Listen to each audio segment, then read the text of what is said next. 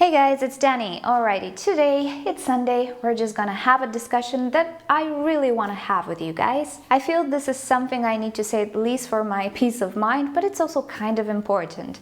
And it has to do with orchids, but also with growing orchids and actually purchasing orchids responsibly. Because even though there's something pure and natural, if you will, they also have a price, and that price is not always tiny. So I want to discuss a little bit about the mentality of the orchid grower in collecting orchids, as well as purchasing orchids and doing so responsibly. Now, growing orchids and collecting orchids is a hobby.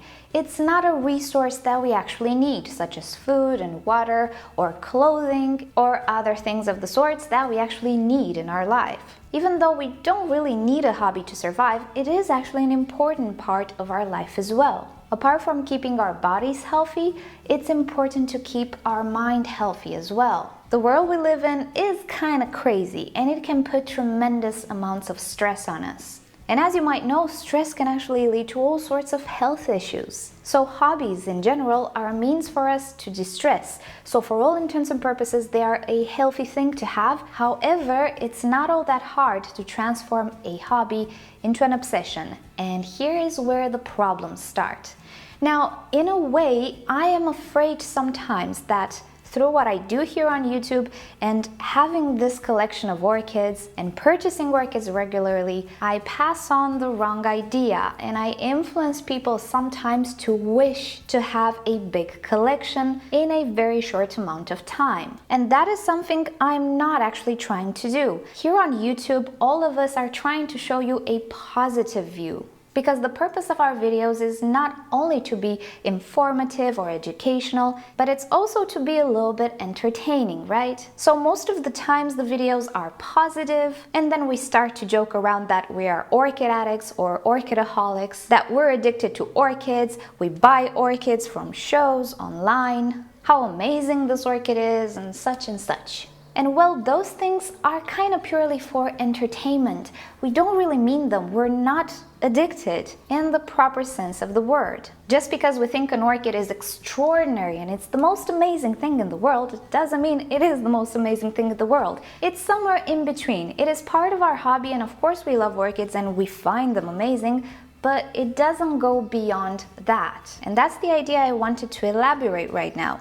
Just because you see all of us here in all of these videos with so many hauls and so many orchids and all of those things doesn't really mean that that's how you should be as well, and that's how many orchids you should have, and you should purchase orchids every month or things of the sorts. We're not cool just because we buy orchids or anything. And behind purchasing orchids, there are some other processes as well, such as putting money aside or making a budget. I actually make budgets. I allocate money for the important things in life, such as food, cleaning products, maintenance, food for my parrot, hygiene products, the well-being of my boyfriend and of myself and of my parrot, maybe making a gift to my family, and all of those things, and then come orchids. Sometimes the budget is bigger than other times. Depends what I need to buy.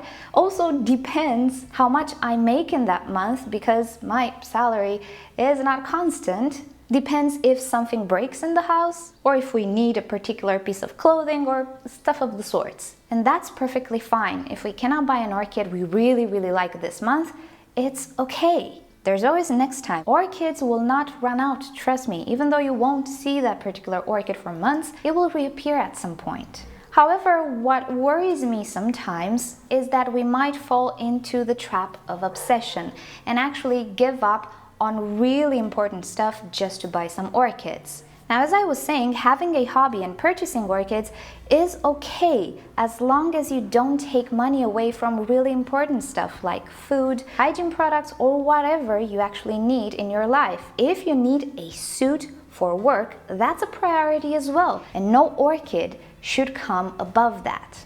So I guess what I'm trying to say here is that I don't think it's okay to look at this hobby as obsession. We only joke around when we say we're obsessed, we want this orchid no matter the price, and all of those things. They are jokes, actually. And yes, sometimes we do make some sacrifices, but not sacrifices that directly impact our life and our health and the health of the people we love in such a way as to become a problem.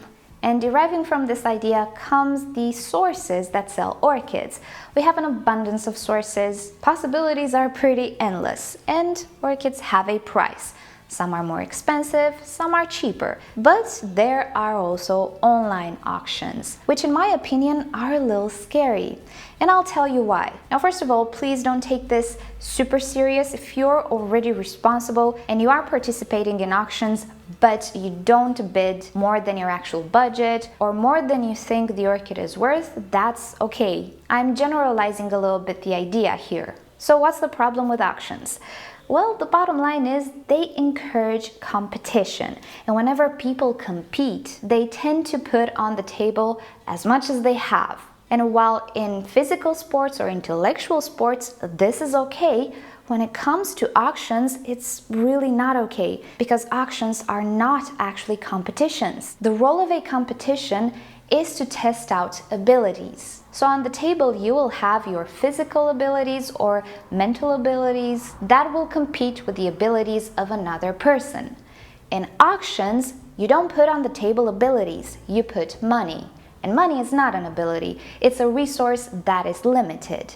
But the mindset is pretty much the same. I am bidding on this orchid the amount that I want to pay for it. But oh no, there's somebody else who bid a little bit more than me. At this point, I am in competition with that person. And because there's this rush of adrenaline through our bodies, we cannot really rationalize very well our further actions. It's not the case with everybody. I'm just generalizing to make a good point, I believe. So you might be tempted to add more than what you normally would pay or more than your budget permits just because you're in competition with that person. At that point, the mentality might be, oh, I'm just gonna bid $5 more. Maybe that will be enough and I will purchase the orchid. And then the other person bids more than you. And then you're like, well, I've already gone this far, might as well go all the way and bid anything to win that orchid. And in the end, what happens? You buy an orchid that is very, very overpriced just because you were in competition with somebody else, and furthermore, that somebody validated the fact that that orchid is special, that they want it, so you should want it too. And it's not something rational. When you are in that position, you are already in the competition, it has to do more with anatomy than anything else. Because afterwards, when you get the orchid, you might think, why did I pay so much for this orchid? What have I done? So you do actually realize that it was a little bit silly to bid that much for that orchid, but the deed has been done. Do we learn our lesson? Not really, because there's always another beautiful orchid, there's always that hope that you will be the one, and there's always that person who bids just a little bit more than you. And yet again, you go in direct competition and you say, I'm not gonna bid more than this, but then you always bid just a little bit more. Now, even though it's not the case with everything, sometimes you actually purchase orchids at good prices in auctions. Maybe there aren't many people who want that orchid. Maybe the seller is not very known. Maybe you are in a region that has multiple auctions. Whenever there's competition, prices usually go down, but whenever you have monopoly, things are pretty bad. And I'm not saying all auctions are bad, but what I'm trying to say is to just be careful, detach a little bit, get out of the contest and try to be a spectator and look at things logically. Try to figure out what's going on here. Why am I bidding so much on this orchid? Do I really want it? Can I find it somewhere else? Sometimes you can actually find the very same orchid at an online nursery and the prices are lower most of the times. Or at least here in Europe they are. I do also have examples. Orchid Garden from Poland, where I got my Vandas at an auction. They also have an online store, not only eBay. If you go on their store and you see the same orchid, okay, maybe not with flowers or maybe with less canes, you will see the price is not lower, it's dramatically lower than whatever ends up in the auction. So at this point you can see if it's worth it to pay that much or it's not. So what I'm trying to say is that you should be really careful with auctions. If you get the orchid at the price you are willing to pay and you don't make extreme sacrifices for it, then yay, congratulations, it happens. If you manage to get an orchid at a lower price, then yet again, perfect. But if you see that the auction is going a little bit berserk and it starts to chip away more money than you actually had devoted to that auction, just stop it. You will have another chance to purchase that orchid. So please be responsible with how you purchase your orchids and always keep in mind the price. Orchids have a price. They should have a price, even if we like them, and when we owe them, we cannot put a price on them because they're our babies. They do have a price. And you should be very cold-hearted when it comes to this, when you're purchasing orchids. Now, everything I just told you about auctions comes from experience, actually. And this is because I observe, and I'll show you how. I observe sellers, what they sell, how auctions go, what orchids don't sell, and if they are reposted. If they're reposted, are they cheaper? Because if they are, I might wait with that orchid and get it at a better price because nobody purchases it. You know, I like to observe stuff. And I'll show you on my phone, actually. Alright, so I have here my watch list on eBay. If you don't know how to watch something, just click on the product and then you'll have an option to watch. And what this does is just puts it into a list and just keeps it there separately so you can check it out every time you want. You don't have to go through all of the listings of a seller. So I have a whole bunch of orchids watching here. Does it mean I'm gonna purchase them all? Of course not. Most probably none of these orchids will be purchased.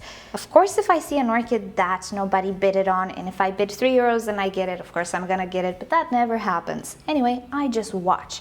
I watch to see the final price. I watch to see how many bids there are, how many bidders there are, what's the demand for that orchid, and what's the price evolution in time of that orchid. I also see the final price of an orchid, and then I go in the store and check it out, and the same orchid is obviously cheaper. So I can deduct the auction was not worth it. If it ever appears again, I'm just gonna keep in mind the regular price. If it's better than the regular price, it's mine. If it's not better, then it can go bye-bye. However, I see other things as well, because you can actually watch orchids that are not in auctions. And for example, this is one of them.